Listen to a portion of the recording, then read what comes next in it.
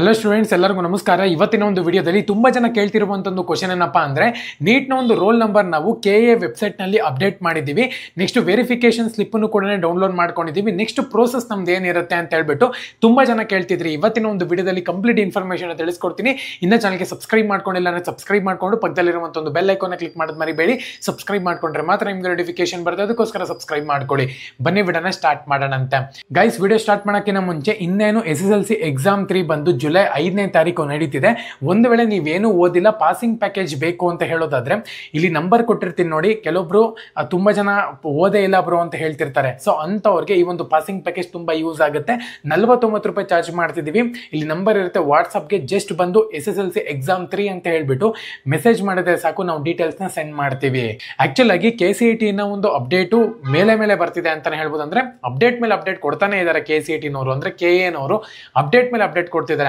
Actual ಆಗಿ 4ನೇ ತಾರೀಕು ತನಕ ನಿಮ್ಮ ಒಂದು ವೆರಿಫಿಕೇಶನ್ ಸ್ಲಿಪ್ ನ ಒಂದು ಎಡಿಟಿಂಗ್ ಆಪ್ಷನ್ ಬಂದ್ಬಿಟ್ಟು ಕ್ಲೋಸ್ ಆಯಿತು ಅಂತಾನೆ ಹೇಳ್ಬೋದು. ನೆಕ್ಸ್ಟ್ ಪ್ರೋಸೆಸ್ ಬಿಟ್ಟಿರುವಂಥದ್ದವರು ನಿಮ್ಮ ಒಂದು ನೀಟ್ ರೋಲ್ ನಂಬರ್ ಬಂದ್ಬಿಟ್ಟು KA ವೆಬ್ಸೈಟ್ ನಲ್ಲಿ ಅಪ್ಡೇಟ್ ಮಾಡಿ ಅಂತಾನು ಕೂಡ ನಿನ್ನೆ ರಾತ್ರಿ ಅಪ್ಡೇಟ್ ನ ಬಿಟ್ಟಿದ್ದಾರೆ.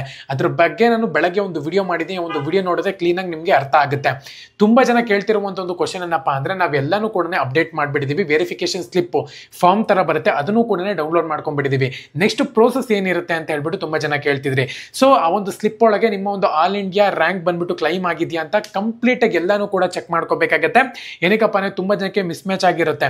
ಅದಕ್ಕೋಸ್ಕರನೇ ಕಂಪ್ಲೀಟ್ ಆಗಿ ಎಲ್ಲಾನು ಕೂಡ ಚೆಕ್ ಮಾಡ್ಕೊಂಡು ಡೌನ್ಲೋಡ್ ಮಾಡ್ಕೋಬೇಕಾಗತ್ತೆ.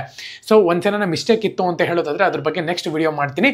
ನೆಕ್ಸ್ಟ್ ಪ್ರೋಸೆಸ್ ಏನಿರುತ್ತೆ, ಇವಾಗ ಸ್ಲಿಪ್ ನ ಡೌನ್ಲೋಡ್ ಮಾಡ್ಕೊಂಡಿದ ತಕ್ಷಣ ನೆಕ್ಸ್ಟ್ ಪ್ರೋಸೆಸ್ ನಿಮ್ದು ಆಪ್ಷನ್ ಎಂಟ್ರಿ ಅಂತಾನೆ ಹೇಳ್ಬೋದು. ಇನ್ನೇನು ಇರಲ್ಲ. ನೆಕ್ಸ್ಟ್ ಪ್ರೋಸೆಸ್ ನಿಮ್ದು ಆಪ್ಷನ್ ಎಂಟ್ರಿ ಇರುತ್ತೆ. ಪ್ರತಿ ಒಬ್ಬರನ್ನು ಕೂಡ ಆಪ್ಷನ್ ಎಂಟ್ರಿಗೆ ಅಟೆಂಡ್ ಆಗಿಬಿಟ್ಟು ನೀವಿಲ್ಲಿ ಆಪ್ಷನ್ ಎಂಟ್ರಿನ ನಾನು ಲೈವ್ ಡೆಮೋ ವಿಡಿಯೋ ಅವಾಗಲೇ ಅಪ್ಲೋಡ್ ಮಾಡಿದ್ದೀನಿ, ಒಂದ್ಸತಿ ಚೆಕ್ ಮಾಡ್ಕೊಳ್ಳಿ. ಏನಕ್ಕಪ್ಪ ಅಂದರೆ ಆಪ್ಷನ್ ಎಂಟ್ರಿ ಅನ್ನೋ ಒಂದು ತುಂಬ ಇಂಪಾರ್ಟೆಂಟ್ ಆಗಿರುತ್ತೆ. ನಿಮ್ಮ ಒಂದು ಭವಿಷ್ಯ, ನಿಮ್ಮ ಒಂದು ಫೀಸು ಕಂಪ್ಲೀಟ್ ಎಲ್ಲನೂ ಕೂಡ ಅದ್ರ ಮೇಲೆ ಡಿಪೆಂಡ್ ಆಗಿರುತ್ತೆ. ಅದಕ್ಕೋಸ್ಕರನೇ ಆಪ್ಷನ್ ಎಂಟ್ರಿ ತುಂಬ ಚೆನ್ನಾಗಿ ಮಾಡಬೇಕಾಗುತ್ತೆ, ಕ್ಲೀನಾಗಿ ಮಾಡಬೇಕಾಗುತ್ತೆ. ಏನಕ್ಕಪ್ಪ ಅಂದರೆ ಆಪ್ಷನ್ ಎಂಟ್ರಿನಲ್ಲಿ ಕಾಲೇಜ್ ಲಿಸ್ಟ್ಗಳನ್ನ ಹಾಕ್ತೀರಾ ನೋಡಿ, ಅಲ್ಲಂತೂ ತುಂಬ ಕೇರ್ಫುಲ್ ಆಗಿ ಹಾಕಬೇಕಾಗುತ್ತೆ. ಸೊ ಅದಕ್ಕೋಸ್ಕರನೇ ಪ್ರತಿ ಒಬ್ಬರನ್ನು ಕೂಡ ಆಪ್ಷನ್ ಎಂಟ್ರಿ ಮಾಡಬೇಕಾದ್ರೆ ನೀಟಾಗಿ ಹುಷಾರಾಗಿ ಮಾಡಬೇಕಾಗುತ್ತೆ. ವಿಡಿಯೋನು ಕೂಡ ಮಾಡಿದ್ದೀನಿ, ಒಂದ್ಸತಿ ಚೆಕ್ ಮಾಡಿಕೊಂಡು ಆಪ್ಷನ್ ಎಂಟ್ರಿ ಮಾಡಬೇಕಾಗುತ್ತೆ.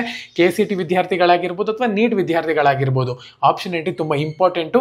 ತುಂಬ ಜನ ಕೇಳ್ತಿದ್ರೆ ಫಸ್ಟ್ ರೌಂಡಲ್ಲಿ ನಾನು ನನಗೆ ಇಷ್ಟವಾಗಿರುವಂಥ ಒಂದು ಕಾಲೇಜ್ ಸಿಗಲಿಲ್ಲ ಅಂತ ಹೇಳೋದಾದ್ರೆ ನಾನು ಇವಾಗ ಸೆಕೆಂಡ್ ರೌಂಡ್ ಅಟೆಂಡ್ ಆಗ್ಬೋದಾ ಅಂತ ಹೇಳಿ, ಖಂಡಿತವಾಗ್ಲೂ ಕೂಡ ಅಟೆಂಡ್ ಆಗ್ಬೋದು. ನಿಮ್ಮ ಒಂದು ಆಪ್ಷನ್ ಎಂಟ್ರಿ ಪ್ರಿಫರೆನ್ಸ್ ಅಲ್ಲಿ ನೀವು ಅಲಾಟ್ ಮಾಡಿರುವಂಥ ಕಾಲೇಜಸ್ ನಿಮಗೆ ಇಷ್ಟ ಆಗಿಲ್ಲ, ನನಗೆ ಸೇರ್ಕೊಳ್ಳೋಕೆ ಇಷ್ಟ ಇಲ್ಲ ಒಂದು ಕಾಲೇಜ್ಗೆ ಅಂದರೆ ನೀವು ವೇಟ್ ಮಾಡಿಬಿಟ್ಟು ಹೋಲ್ಡಲ್ಲಿ ಇಟ್ಟು ಸೆಕೆಂಡ್ ರೌಂಡ್ಗೆ ಅಟೆಂಡ್ ಆಗ್ಬೋದು. ಎಲ್ಲಾಗೋರು ನನ್ನ ಅಲಾಟ್ ಮಾಡಿರುವಂಥ ಒಂದು ಕಾಲೇಜ್ ಫಸ್ಟ್ ರೌಂಡಲ್ಲೇ ಸಿಕ್ಬಿಡ್ತು ಅಂದರೆ ಯಾವುದೇ ಕಾರಣಕ್ಕೂ ತಡ ಮಾಡಕ್ಕೆ ಹೋಗ್ಬೇಡಿ, ಸೆಕೆಂಡ್ ರೌಂಡ್ ಅಟೆಂಡೇ ಮಾಡಕ್ಕೆ ಹೋಗ್ಬೇಡಿ. ಫಸ್ಟ್ ರೌಂಡಲ್ಲೇ ನಿಮ್ಮ ಒಂದು ಪ್ರಿಫರೆನ್ಸ್ ಕಾಲೇಜ್ ಸಿಕ್ತು ಅಂದರೆ ಹೋಗಿ ಅಡ್ಮಿಷನ್ ಆಗಬೇಕಾಗತ್ತೆ. ಸೊ ಈ ರೀತಿ ಪ್ರೋಸೆಸ್ ಇರುತ್ತೆ ಅಂತಲೇ ಹೇಳ್ಬೋದು. ಎಲ್ಲರಿಗೂ ಕೂಡ all the best. Jai Hind.